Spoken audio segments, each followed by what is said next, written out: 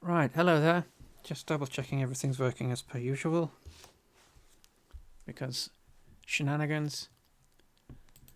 Right, so today what we'll do is continue taking a look at our VCOIN that we were making in the previous video.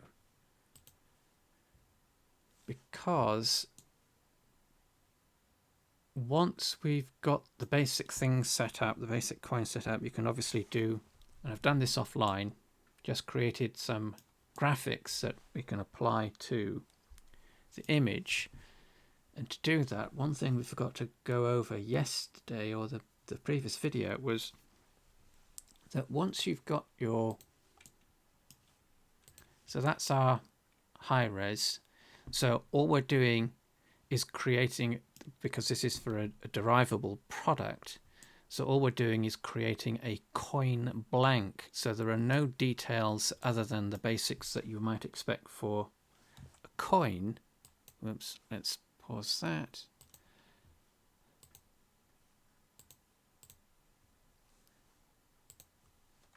Right, hopefully that helps. So all you're doing is basically creating a coin blank. So the normal map shouldn't contain any specific details other than core structural information for the shape of the coin. So that's our high resolution. This is what we bake the normal map from. And this is the low resolution. And this is what we bake the normal map to. And this has to be, well, it has to have a material. So material properties. It has to have a material assignment. And the object itself then has to be UV unwrapped, so that we can use the UV layout as the template or the areas into which the normal maps are baked. And what we can do, which is what we forgot to go over yesterday, once we've got the coin UV unwrapped, what we can then do,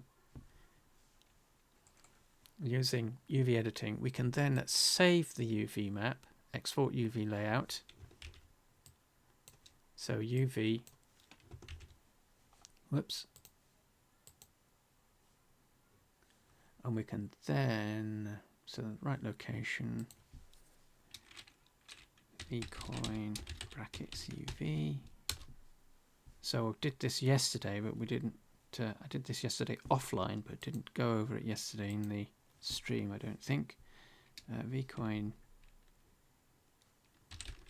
blank. And for the UV layout, we can only really use PNG. We've got our file size, so we can increase or decrease the size if we want to at export. And what we want to do is set the fill opacity to 1.00, and that basically means we get a wireframe with the filled faces, or the faces filled. So if this was at 0, all we would end up with is just the wireframe. But at 1, we get the wireframe and the faces.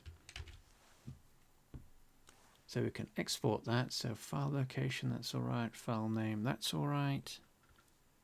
And then export UV layout. So what we end up with in our image editor is this. Just give that a background. So that's our UV layout.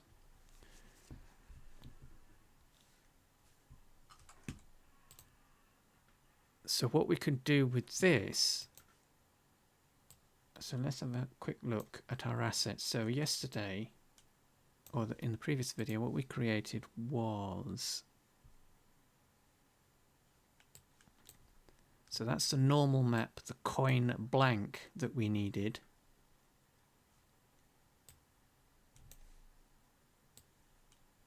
And that allows us to then import the mesh into Studio,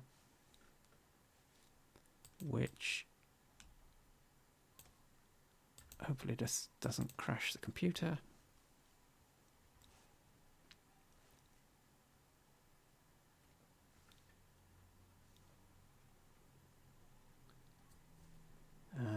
Which one's it? VCOIN derivable.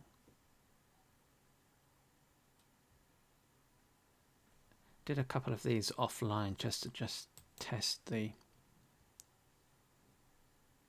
Right, so here we go.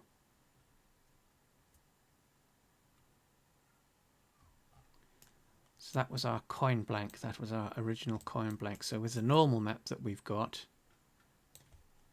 let's just update that because we had to swizzle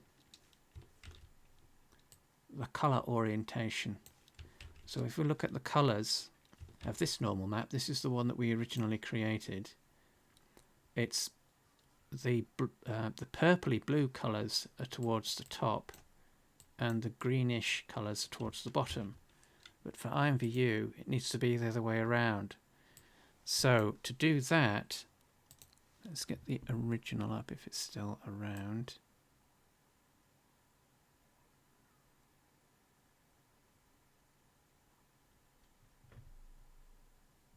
Where is it?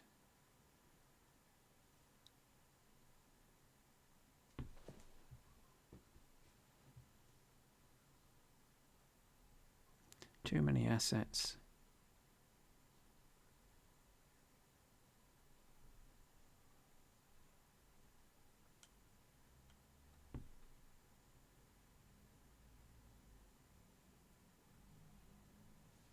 Oh, so there we go. So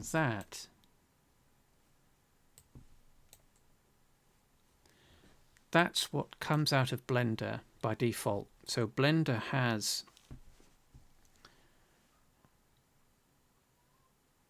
so this is going to get a little technical, but it's important to understand. So the colors, they represent an orientation. So you've got X, Y, and Z.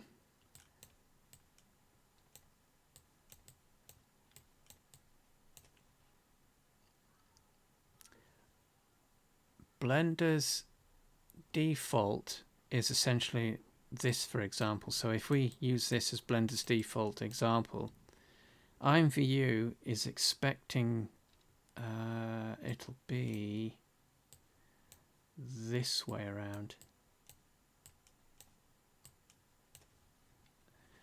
So this is what Studio is looking for. So that means that the colors from Blender, so these are the colors that we've got by default, all of these colors are good to go in terms of what the normal map represents, but because this axis and this axis, well, it's the same axis, but it's inverted.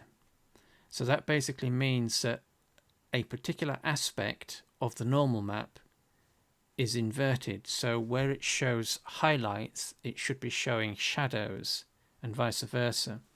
So what we have to do is invert the channel that's associated with that particular axis of orientation.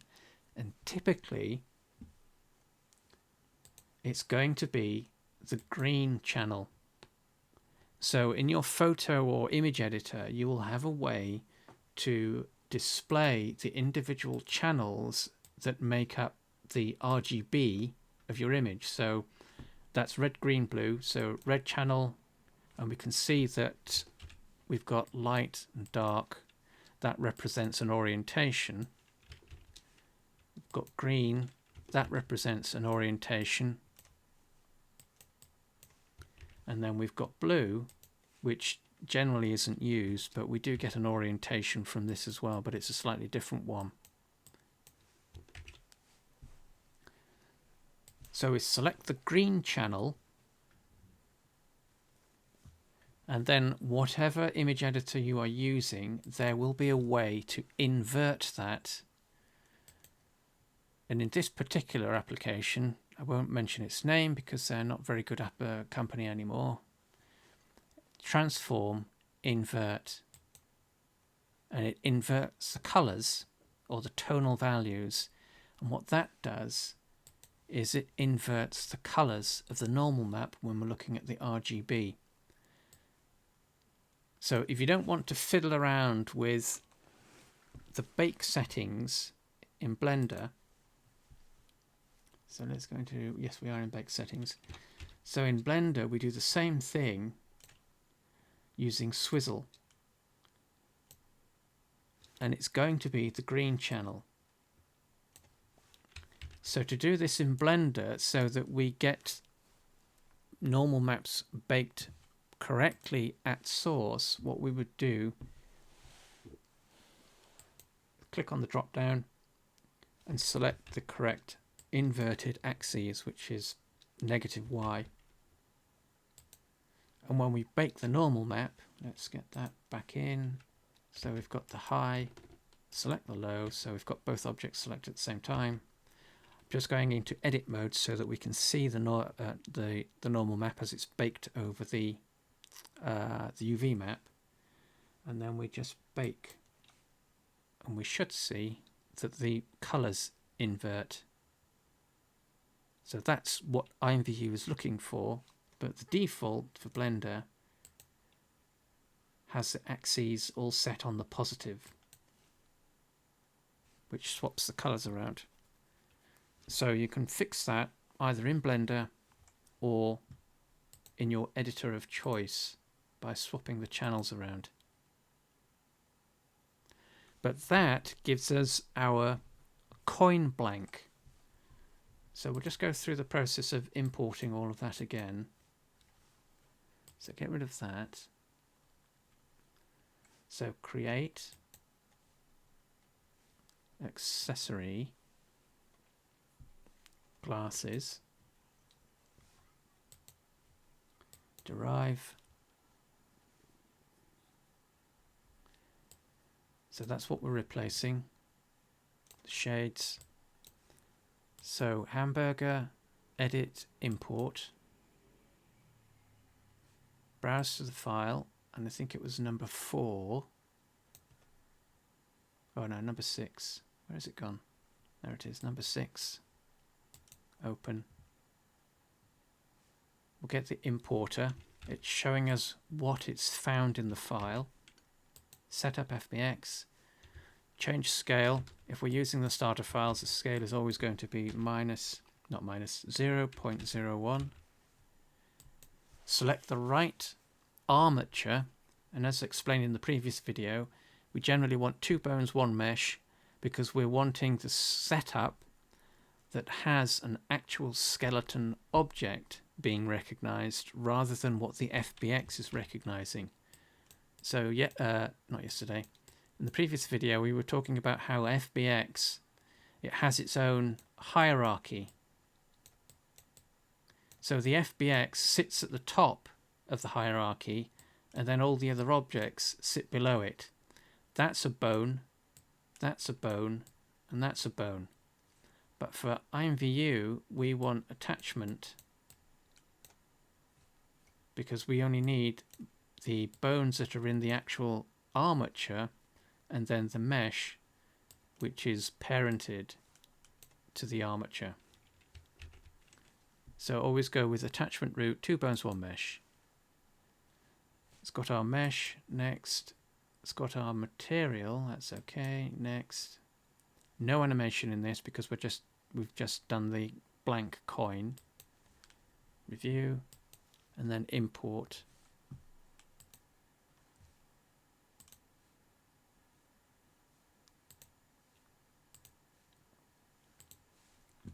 And then we've got, oh, that's quite funky. So what we need to do next, that's all our assets that have been brought in. So that's under assets. So to change them, we need to go into component, and we want to get rid of the glasses. So this differs from classic. So what we have to do for that is go into meshes. It's listing both mesh objects that are associated with the product. So we've got the glasses and then we've got the coin. We want to replace the glasses, so we want to remove those. With the way that we do that is selecting the glasses mesh So we've got our mesh ID there as well, mesh ID 2. So select that, and on the right we have all the asset information. We want to click on the asset tab, not tab, the asset drop down. Click on that, select low.mesh, preview, and that gets rid of the glasses, but it leaves our coin mesh in place. So once we've got that, we can go back into materials and then add the basic normal map that we've got. And that's VCOIN normal PNG. So that's that one. Preview.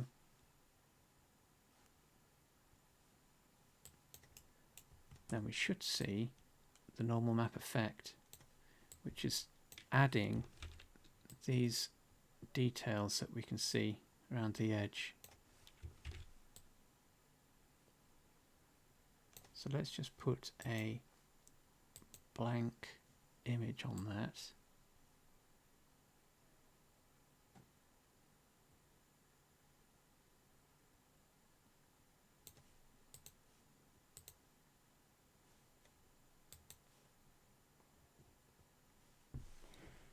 There we are, we can see the normal map effect and how it works.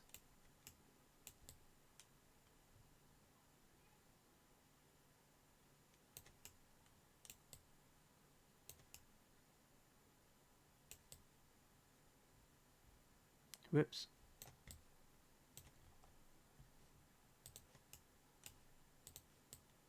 So that's our coin blank.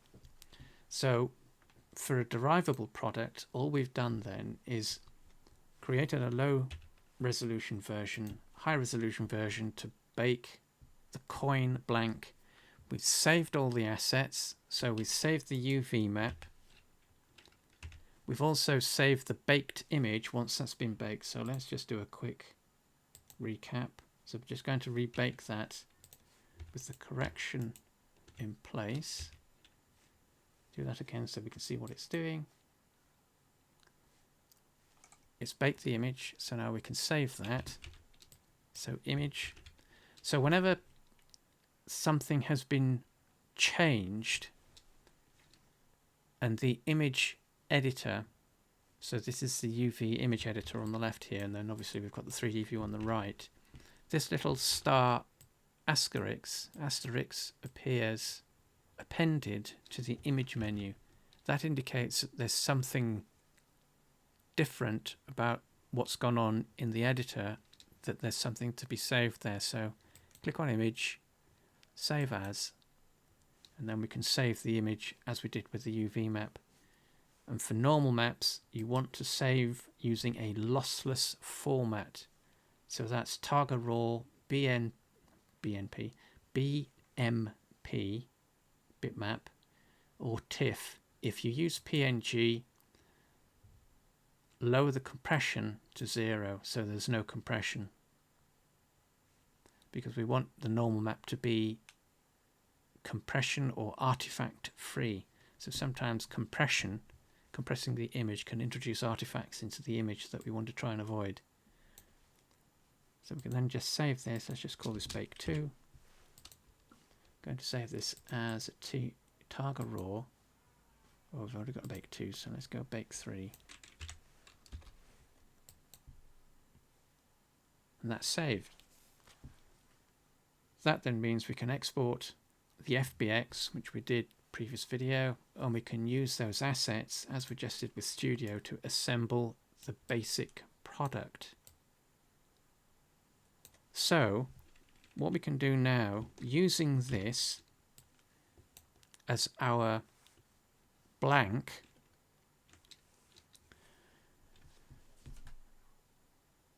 let's say it's been published.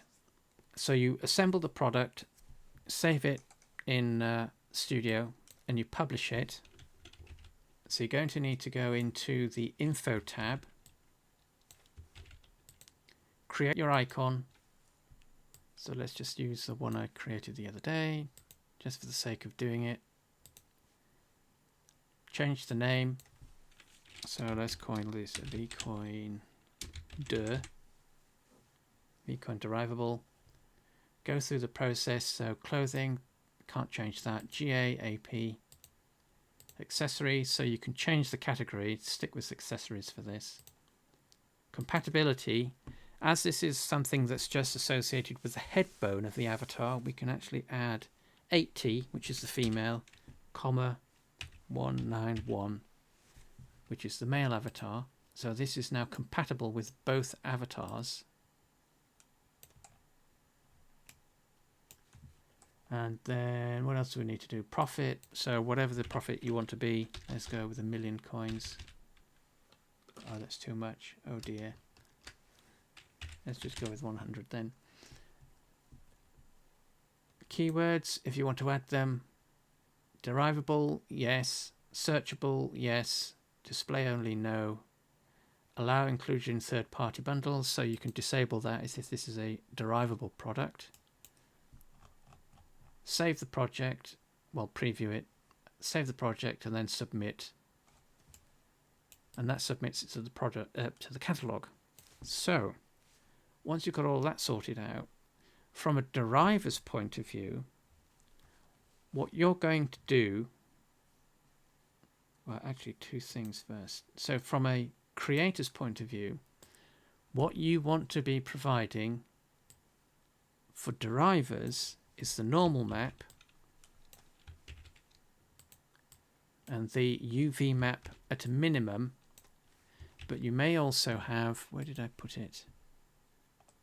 Oh, what you can also do with Blender. So you don't just need to bake, or you don't have to just bake a normal map.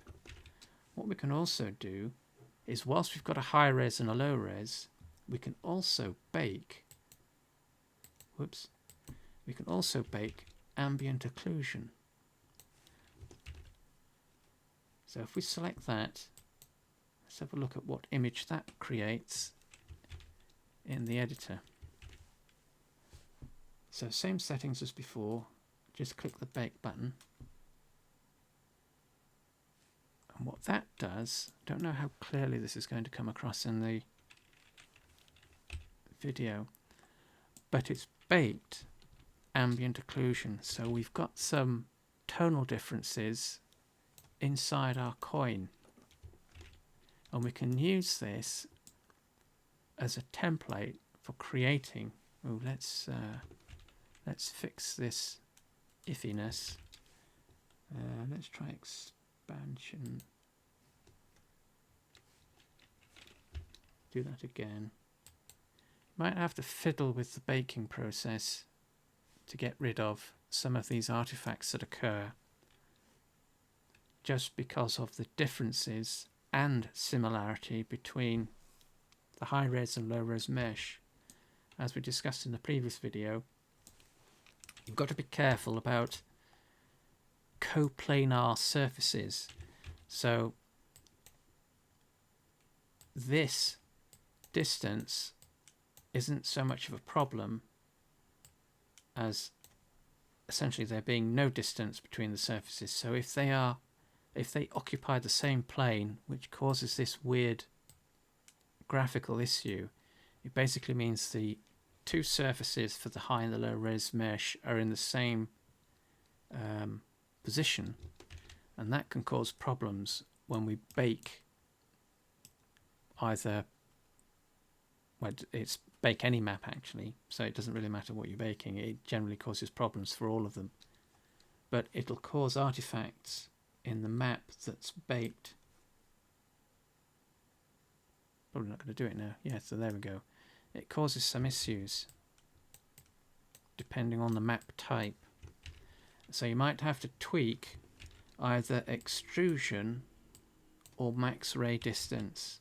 And these settings just change how Blender is assessing the two objects in order to bake the high res to the low res. So this is the more technical stuff that you're going to need to know if you're going to start working with normal maps, because they're not always going to work the way that you expect them to right off the bat. And usually it's because the surfaces are too close together when they're being baked, and Blender can't assess them properly in order to bake a clean map, whether that's a normal map or ambient occlusion or whatever it is that you're doing.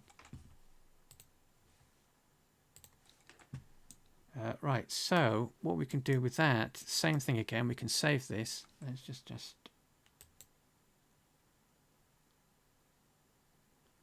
so that corrects that, so we can save that as a map as well. But we can call this AO, ambient occlusion. I've already done one of these, so let's call that 2. Targa raw again, and then just save. So in your image editor, or for your product, what you're providing at a minimum, as we were saying, is the normal maps, the UV map, but also optionally the ambient occlusion map. So we can see the colors or the tonal differences much more clearly here. And this allows us to, we can emphasize those a little bit more. But this ambient occlusion, or shadow map if you want, or shading map, and the UV map act as our templates that can be used to create our textures. So that's the, where's the VCOIN?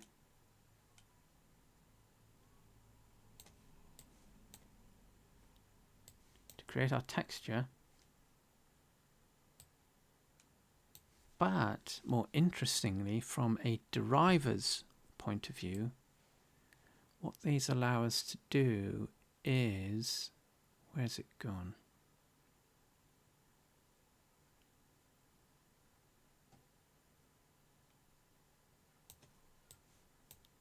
Is this. So if you are deriving from a mesh like this that has a normal map, you can modify the normal map, and you can do that using a 2D image. So we've talked about this before in previous videos. So what we're essentially looking at is a template file that's grayscale that allows us to create a normal map from a grayscale image that we can then blend with our baked normal map. So this is the one that the deriver downloads so that they can modify. So I'll just do this quickly so we can see the process. So copy that. Where's the program gone? There it is. So this is NJob. It's a dedicated program for creating normal maps from images. But if you use GIMP, or if you use Photoshop or any other image editor, they may have filters that allow you to create normal maps from images. So let's just paste that image into place. And all we're going to do is filter height map to normal map. And it converts it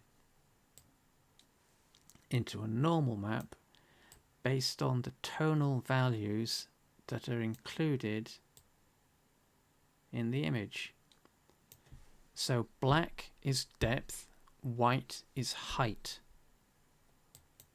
So we create the image, the template, with respect to that formula. So the darker shading, all of that, and these dark lines are all going to recede. So if this is our averaged plane, so this is the middle flat surface, so dark colours recede, white protrude.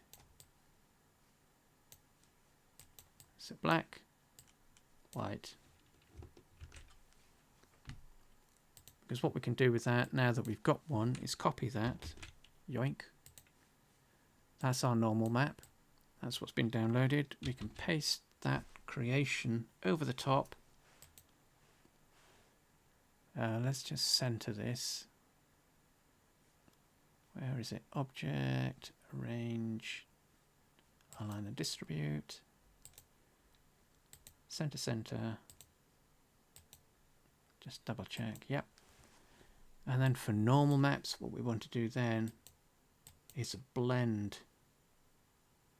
Use overlay. And then we can just adjust the values a little bit. We can then export this or save it and export it as a normal map. So let's just do that. Save.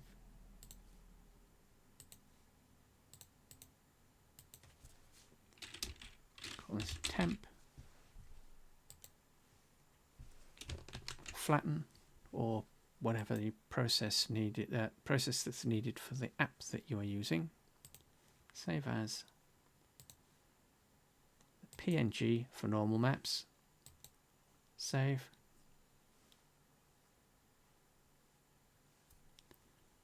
And then export. So let's just reduce the size a little bit, 256. So that's what we've got. Okay. So what we can do now is bring that in and replace the normal map that we had. So go all the way down to the bottom, normal map temp, preview.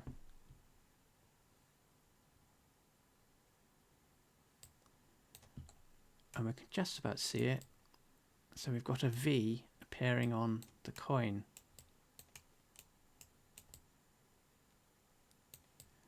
Let's try adding reflectivity, see if that helps.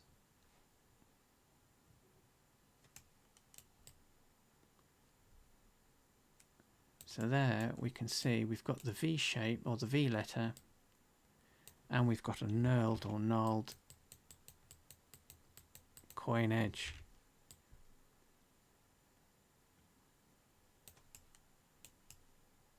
So that is how you can modify the base normal map to change it, modify it, do whatever you want to it without access to a 3D app.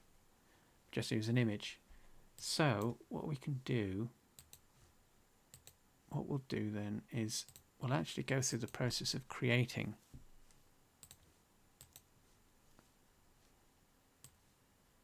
a 2D generated image normal map. So we're going to use the ambient occlusion map as the basis of our normal map template. I'm going to drop in the UV map over the top so that we know where we are with the coin. So drop that on top. And then what we can do, so this is the edge of the coin. This is the bottom.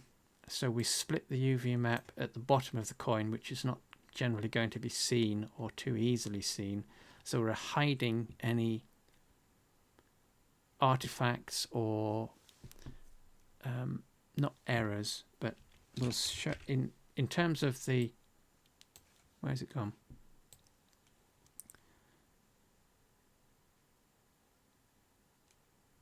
So despite your best intentions for accuracy, where is it? There it is. So despite your best intentions for accuracy, so each of these lines is the same distance apart, but with respect to the UV map, there's a slight disparity at this end, whereas we've got one of the lines aligned to this end of the UV map, but we've got a gap at this end. So with the coin being unwrapped so that the seam where the UV is split is at the bottom, we're hiding this glitch, error, whatever it is, and it's not going to be noticed. So we can take advantage of that and the way that we lay out our UV maps so that we can accommodate these kinds of disparities, because we can't always get them correct or accurate because we're using so few pixels to describe certain things. So these lines are basically 1 pixel wide. So if we try and expand these, it's going to change the shape in unexpected ways that may not be may not result in anything that's particularly good. So let's just minimize that. We've got that, we've got that. So let's do a slightly different pattern then.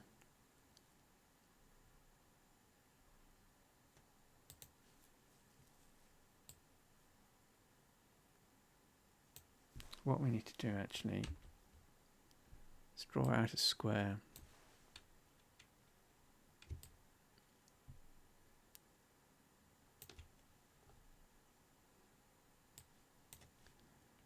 As a square, because what we want to do, line corner to corner.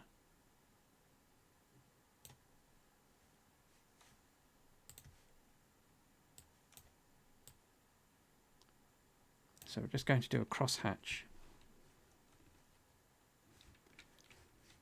Copy, paste, paste. And we're just eyeballing the distance.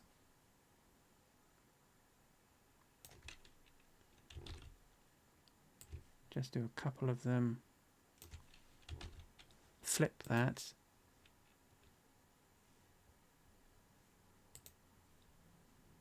So copy that, paste. Paste. Paste. So what we need to do,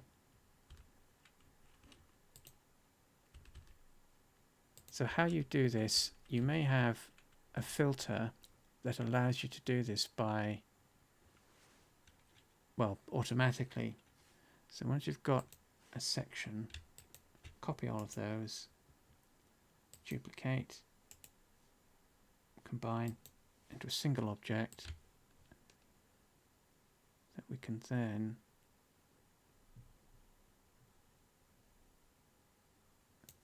just duplicate across our mesh. Whoops.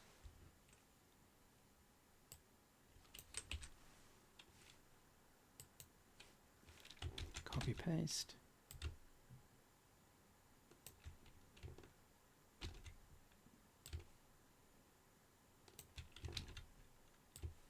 So depending on your workflow for something like this, obviously you will have a different way of doing this. But essentially all you're doing is creating a repeating pattern that we can use. So if we watch what happens at these 2 points as we drop these in place.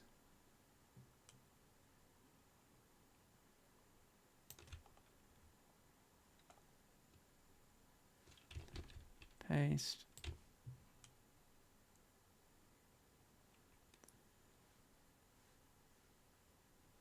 So we can see, even though these are 45 degrees, so from this edge to this edge, it looks like we're aligned. But from this edge to this edge of the UV map, we're not. So we're going to get some distortion in the image. But this is more than enough for creating the coin. So let's add a little bit more detail here. Whoops, where did that go? Paste.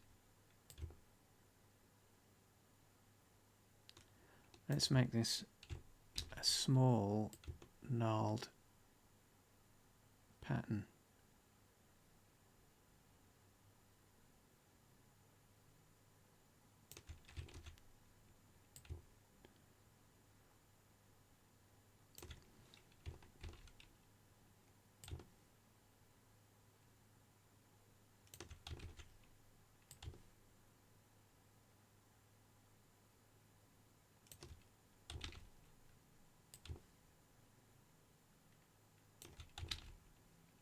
We don't have too much room to play around with because we are 512 by 256.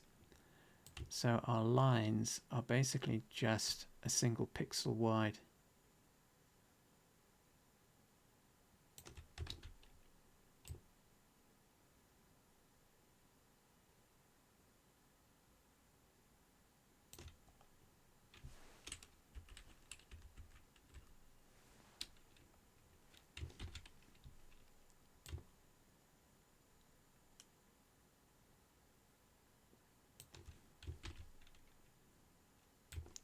Paste. Whoops.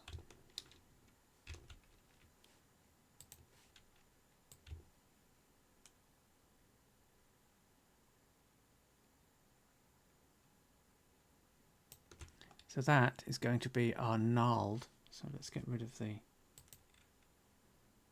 That's going to be our nulled texture for the edge of our coin.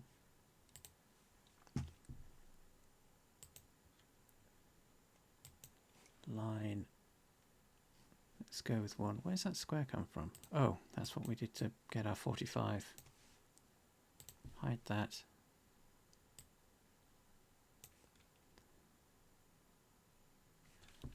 So rulers, so shift.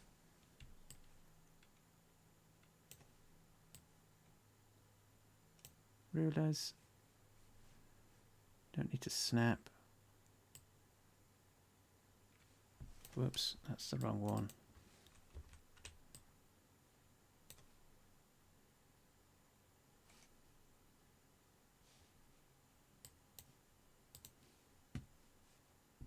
That's our edge, but we want that. Hold down Control to snap, so we get a circle.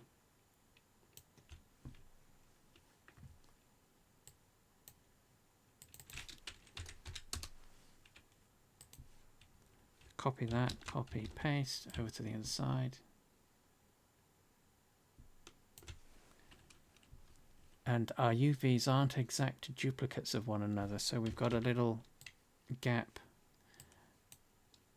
at the bottom. So just keep an eye out for things like that.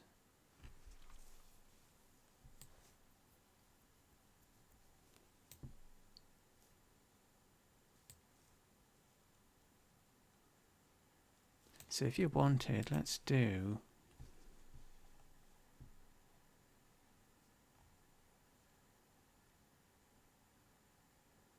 no, let's just keep it as the coin, VCOIN. So that's our simple template. Save as.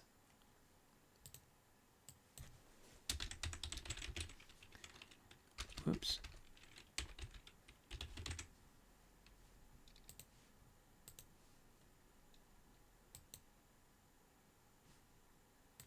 So we just want to drop a letter in here.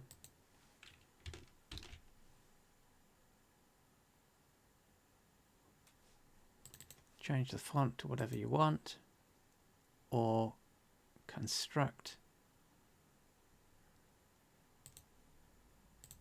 character.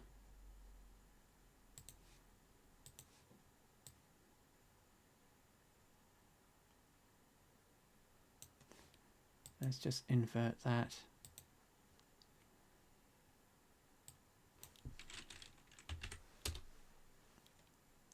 Not enough. So copy or duplicate that actually. Duplicate. Drop that onto the other side. So we'll just leave it like that. what we can also do, whoops,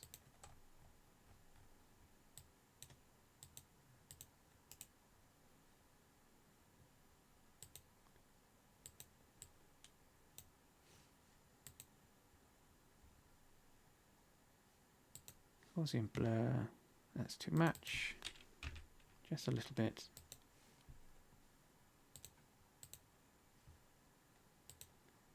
So what we'll have to do,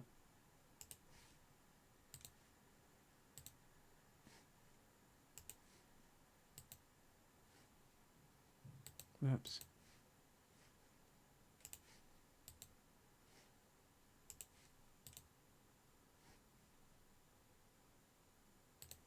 hide that, might as well duplicate what we've got. So this group, duplicate. So what this will do is create a slight indentation around the letter. So that's our template. So save. Right, so to convert this, let's use GIMP.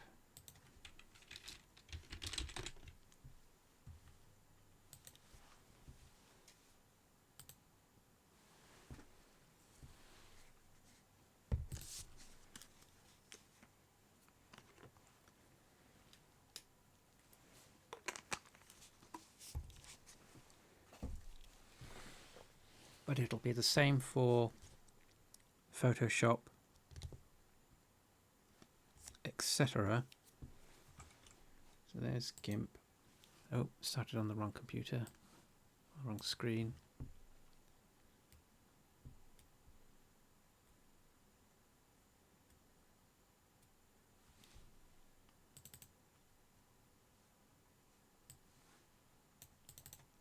So that's GIMP.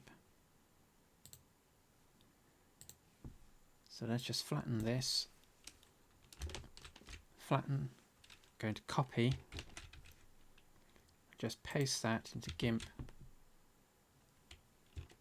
Zoom in so we can see what we're doing.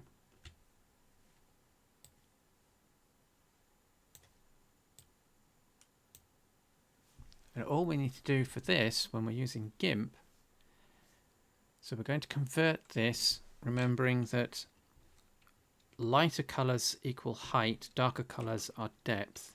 So what we're expecting to see is that all these lines will be cut back into the normal map, all these darker areas, and the font, this letter V, will sit above or give the appearance of sitting above. So for that, we want filters, generic, normal map. So filters, generic, normal map. Whoops. And it'll automatically convert it, but it'll give us this little pop-up that we can change some of the settings for.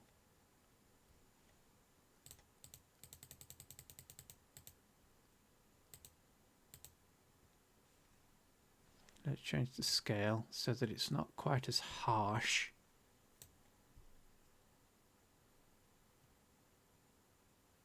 Everything else is okay.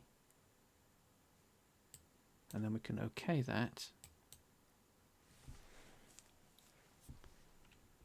Copy it or save it, depending on what you want to do. So save as. Where are we?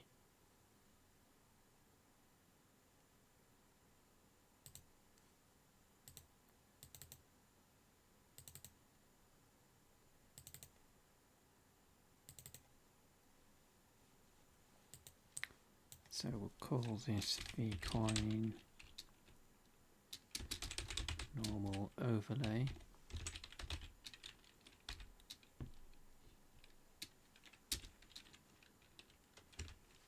That's version 3, and then save. So what we can do now is copy that back into your original. So we bring up the normal map that we were using. Let's just copy this in as a new document just so that we can see it.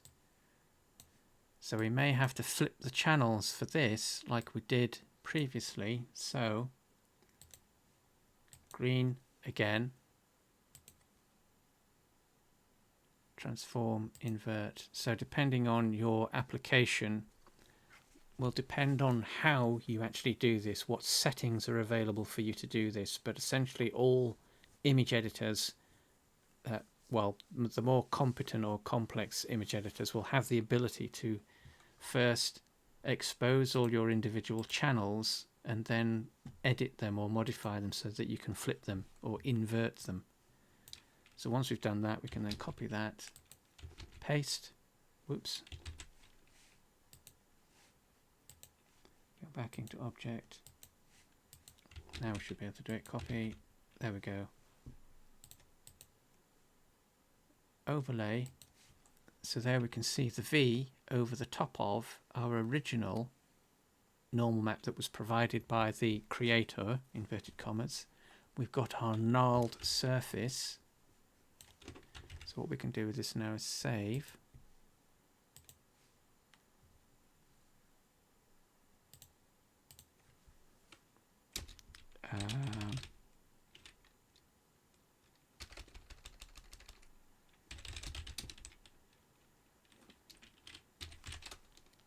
Call it version 3 for now. Flatten that. And save it or export it. Again, PNG for normal maps.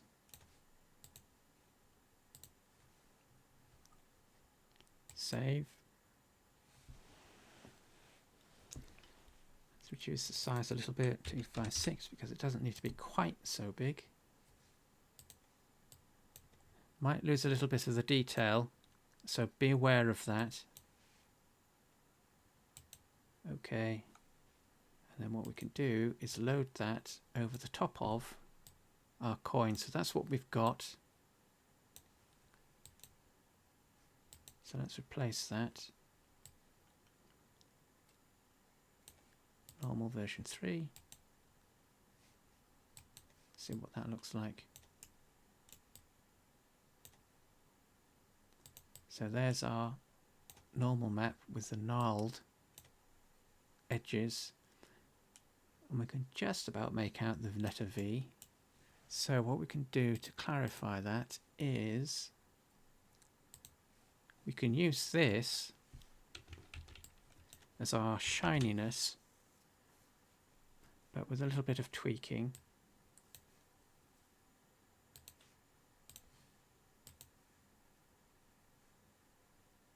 Reopen that.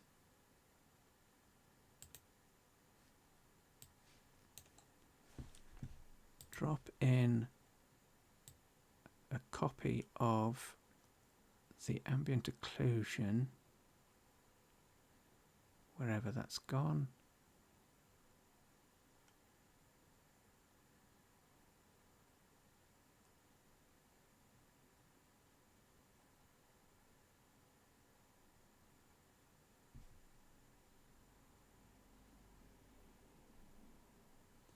Now, which one was it?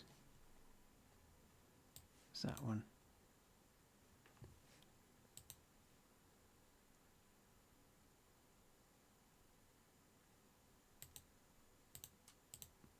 Ooh, it's not that dark.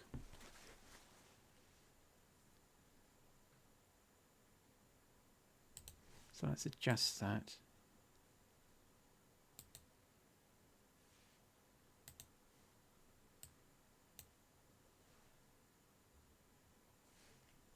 Let's make the V's a bit brighter.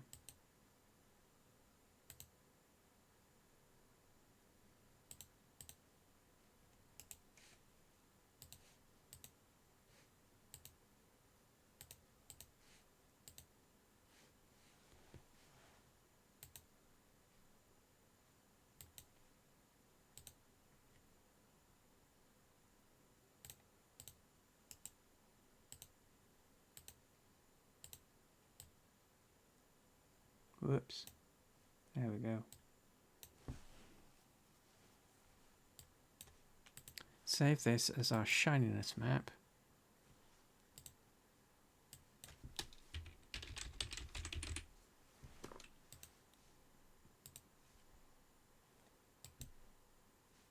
export. So flatten all of that. Export or save as depending on your app.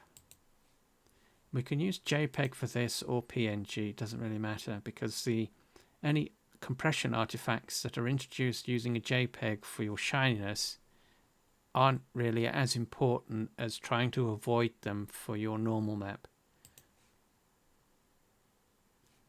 Let's just go with PNG because that's what we've been using.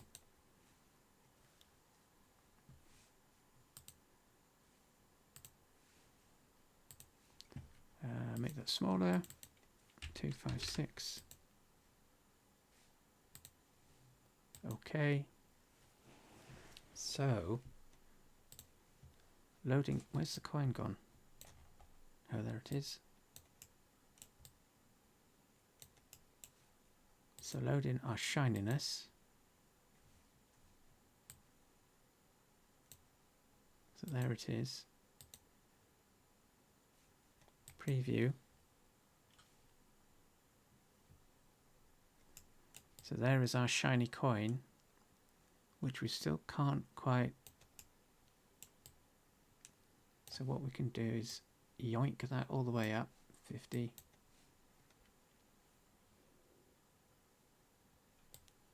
So there we go, super shiny.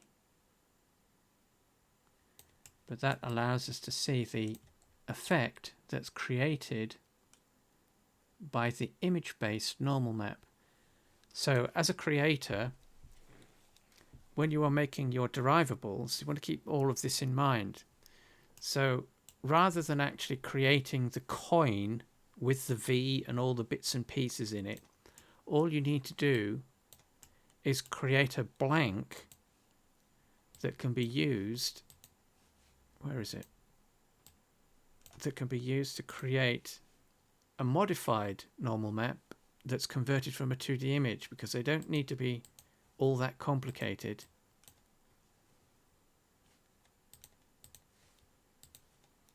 Where is it?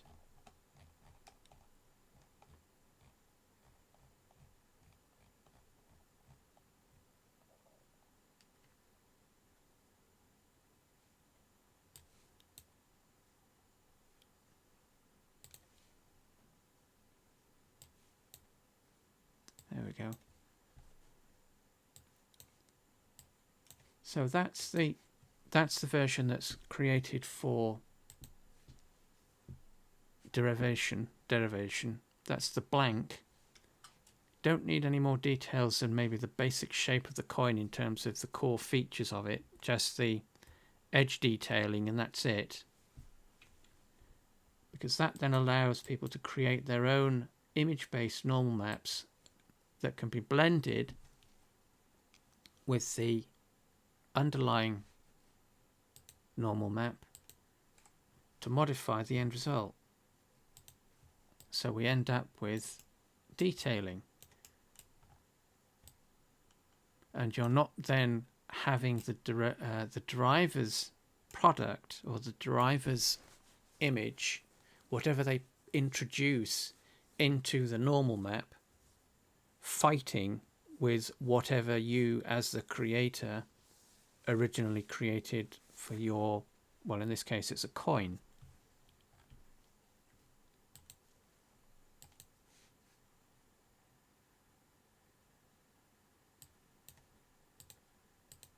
So when you are creating your products, as we were saying at the very beginning, basically all you're wanting to include, whoops, is the UV map.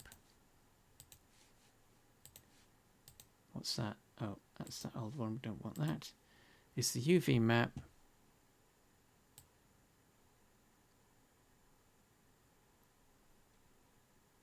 Where are they again? Yeah, so UV map, normal map. So that's your base. No, oh, that's the one with the dodge. That's the dodgy one. Where's the other one? There we, oh no, that's the one with the.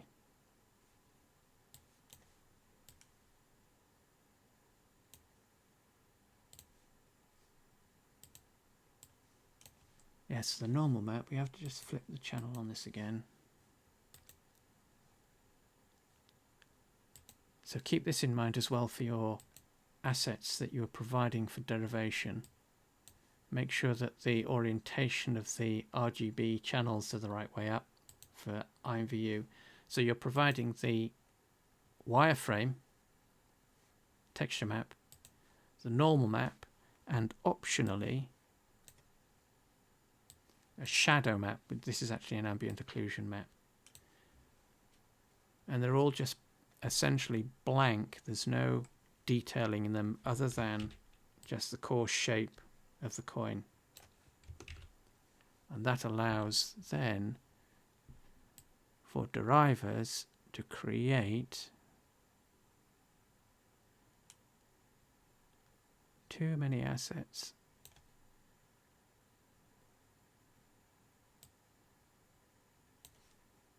Their own normal maps from image-based templates. So that's converted into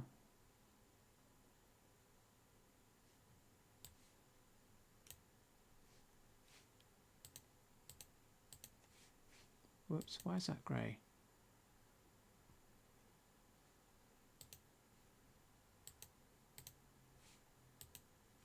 It shouldn't be grey.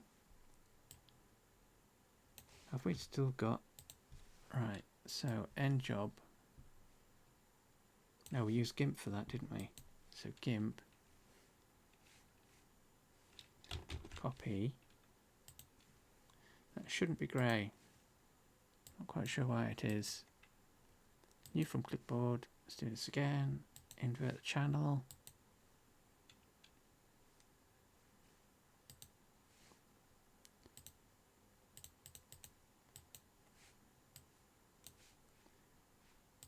Object, copy. There we go, paste. That's what it should have done. Overlay.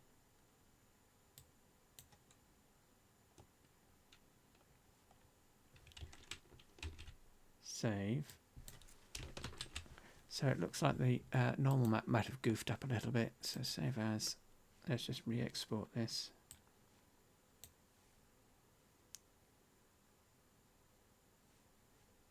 Normal map 3. Yep.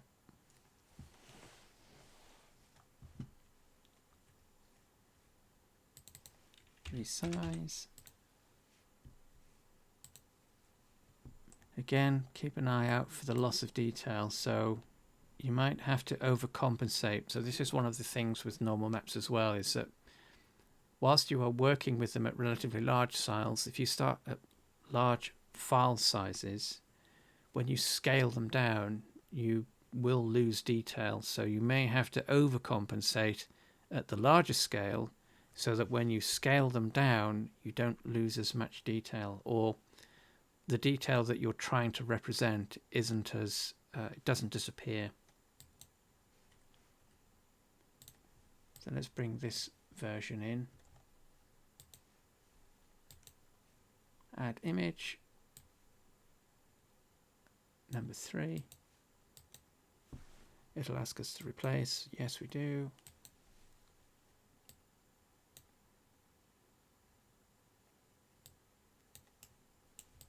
So it hasn't really made that much difference, but that is the normal map.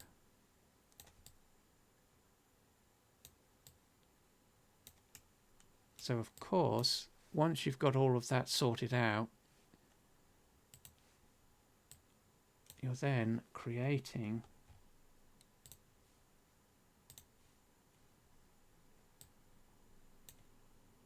your color map or your diffuse.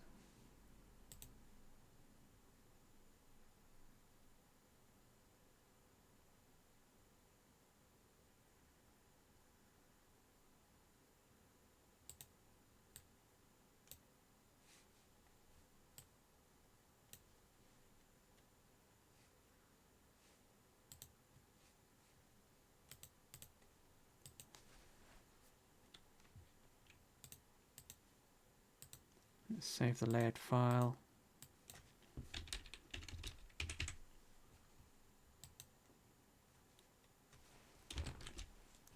Flatten. Save as. Get this back out as PNG.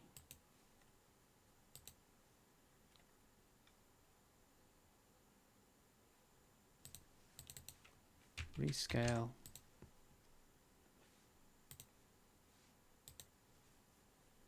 And then drop that in over the top. So there it is, diffuse.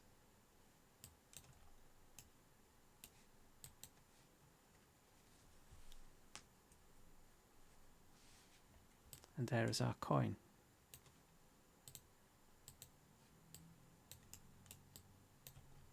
So it's taken us a bit of effort, well, a bit of time to do this, because obviously everything is being explained as we go. But for something like this, it's a relatively simple project, and it's quite effective. So there is your VCOIN overhead notification of VCOIN coin dispenser. So everyone will know that you now have VCOINs to give away.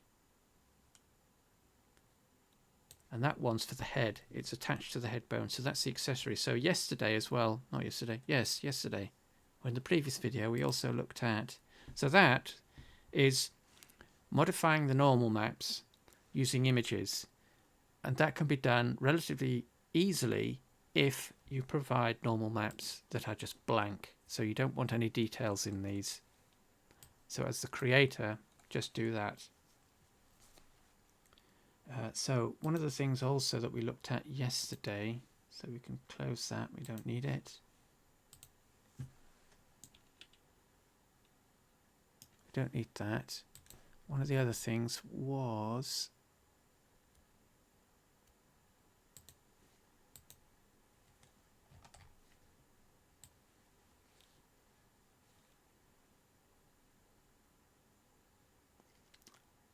was it number 9?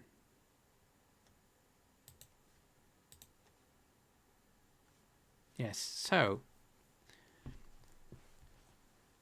just a little continuation from the previous video when we were creating an animated coin.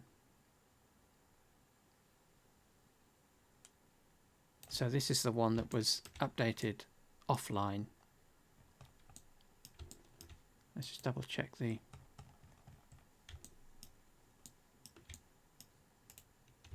material assignment. So we didn't.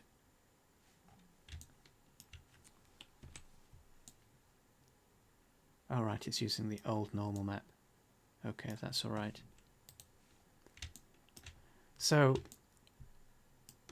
yesterday we were looking at now which one is it?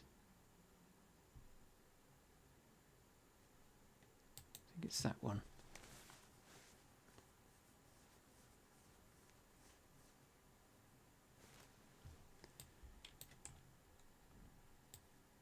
Yeah, so yesterday we were looking at how, depending on how you want the avatar to, not the avatar, the accessory to behave and where it should appear,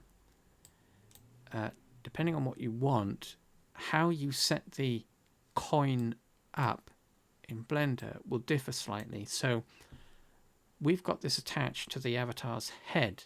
So that's the head bone that sits inside the avatar. And we've got that linked to a bone that's inside the, well, it will be eventually inside the coin in order to animate the coin. And we were talking about how we can change the position of the accessory as is based on skeleton selection. So we're in skeleton, female 04 master root. And then we're changing the node that it's attached to. So if we go to female 03 master root, preview, what that does is it flips the coin down to whatever bone is being used as the root for the mesh. But in doing so, it tends to flip the coin, or whatever the accessory happens to be, it tends to flip it into a different axis because the bones are orientated in different directions. So we've got the head bone going that way and the root bone going that way. So it means that the relative position of the bone that we're using to animate the object is orientated incorrectly depending on the bone that we use.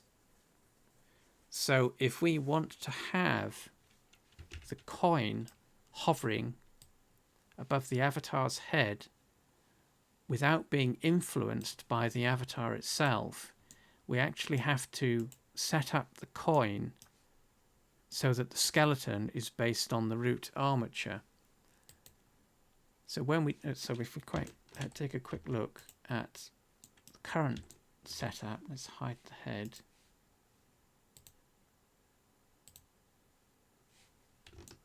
So if we take a quick look at this, so this is the skeleton for the avatar. Hang on, let's do this. Invert selection, hide everything. There we go. So that's the skeleton, or the skeletal setup for the hovering or animated coin. So we've got 3 bones. We've got not accessory root, attachment root. We've got attachment root and attachment node. And to attachment root, we've got our twirly bone. So this is our VCOIN bone that controls, whoops, it won't do it in this mode, that controls our coin.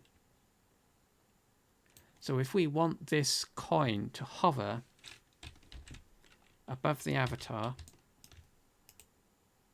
without moving as the avatar is moving, we don't want it to be influenced or affected by the, whoops, where's the head? Where's the head bone?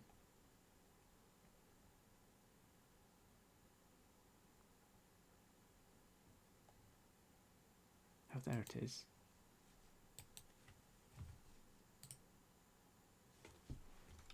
Right, so we don't want the coin to move with the avatar's head. What we have to do then, open, don't save.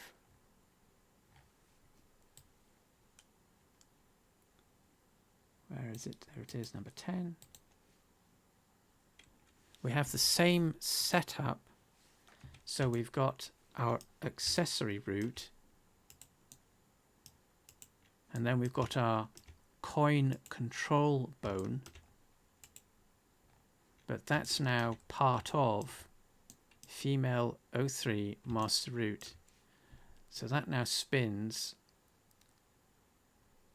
relative to the master root bone. So all we've done is selected the root skeleton, and as we did in the previous video, we created the new bone, which is the coin bone, attached it to attachment root. So that is, where is it? So if we select that bone, we can see the relationship. So there's the bone selected, and we can see the parent relationship. So that's bone properties. So that's now attachment root, which is the bone at the bottom. Well, that's attachment node. Come on. Won't let me do it. There we go. So that's attachment root. No, that's attachment node. That's attachment root. So there's 2 bones occupying the same space. Attachment root is the master bone, to which attachment node is parented, and our coin bone. So when we export this, we do it the same way as we did with the other one. So we're selecting our mesh, our skeleton, file, export, FBX.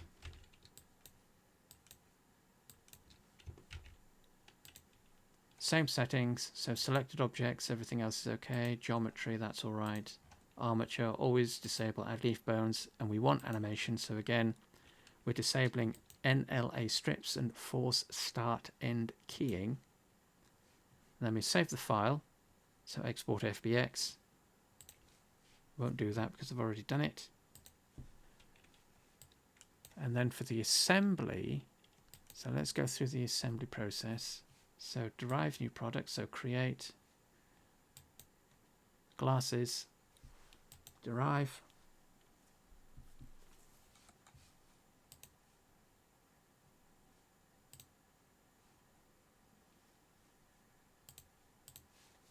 and then we do the same thing again. So import, this is number 10.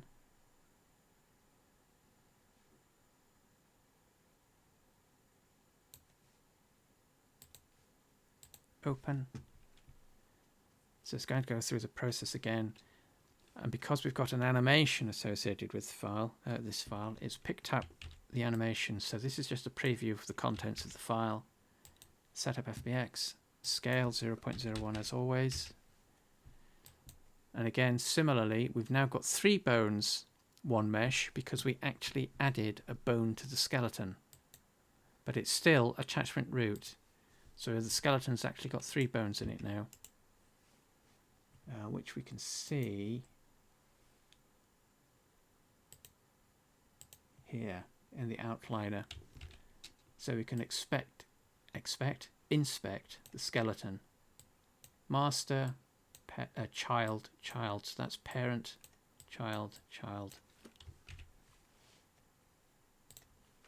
So 3 bones. Mesh, that's okay. Material, that's okay. So it's brought in some of the sample animations that are included in the file, which we don't need. That's that one and that one, because just basically called this, we created a new action. What did we just rename? No, a new action, because we've changed the position of the object. We can't use, we can't use the same animation sequence.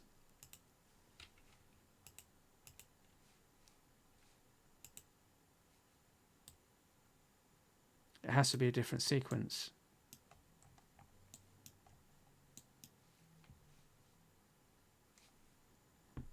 Why is that saying attachment root?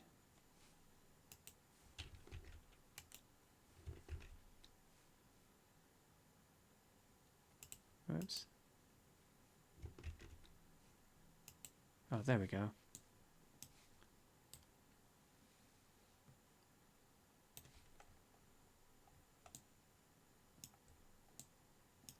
So that's our sequence. We just created a new action. So all we did was clicked on that icon, renamed it as we did with the previous one, and then exported, and that's included in the FBX. So that's static dot action. So that's what we want. That's okay. Import. So now, because of the orientation of master root, when we bring in the item, it automatically is assembled associated with the head bone, which is why our products always go wonky like this. So we need to do 2 things. So those are all our assets. Component. We want to get rid of that glasses mesh. So we go through the same process. select the glasses, change the asset, preview. That gets rid of the glasses, sets our coin in place, and then we want to select skeleton, root node, and then set the node. As we can see, it's currently head, so we want to click on that, set that to female 03 master root. So now that coin will stay in position above the avatar and won't be affected by it, aside from when the avatar moves. So let's quickly set up an action. Call this stance.idle.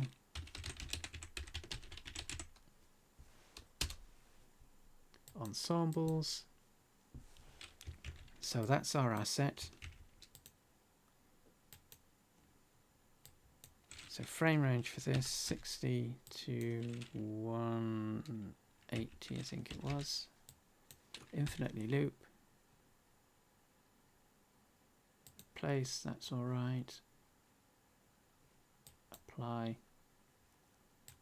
Preview. And that is our animated coin.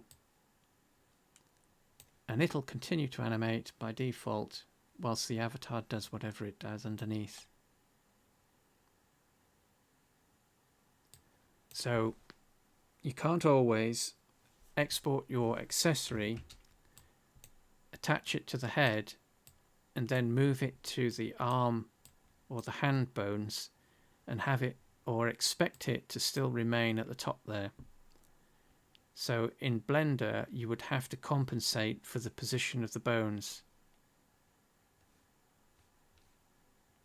So that would be quite tricky, because obviously the avatar animates. So your coin is going to animate with respect, or reposition itself in the scene with respect to whatever bone it's attached to. So if you don't want that, just attach it to the master root bone that's at the bottom here.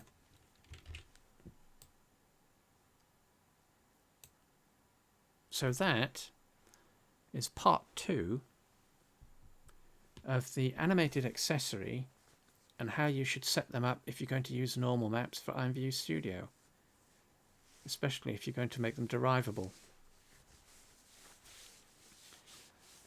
So we'll call it quits there. I will have to organize the assets. So these have actually been published to the catalog. These ones, but the source files for the other one, number 4, just these raw assets, these will be made available. I'll pack these up into a zip file, sans the texture, so it'll just be the blank. So what we were talking about earlier, it'll just be the normal map, the shadow or ambient occlusion map, and the UV map. Maybe just a flat color for the diffuse. And you can play around with those. Oh, and the blend file, the source file for Blender. So we'll include all of that, and you can just play around with that and make your own coins. Right, so we'll call it quits there. That's number 2 of 2 videos on creating our virtual VCOIN, how to make VCOIN for free and be a VCOIN dispenser. So thanks for watching, lurkers. Do the usual things of subscribe, follow, click the buttons and whatever it is at whatever platform you're on. And we shall see you on the next stream. I'm not sure what that is, when that is, or what it'll be about, but it'll be about something. And we shall see you then. So, bye for now.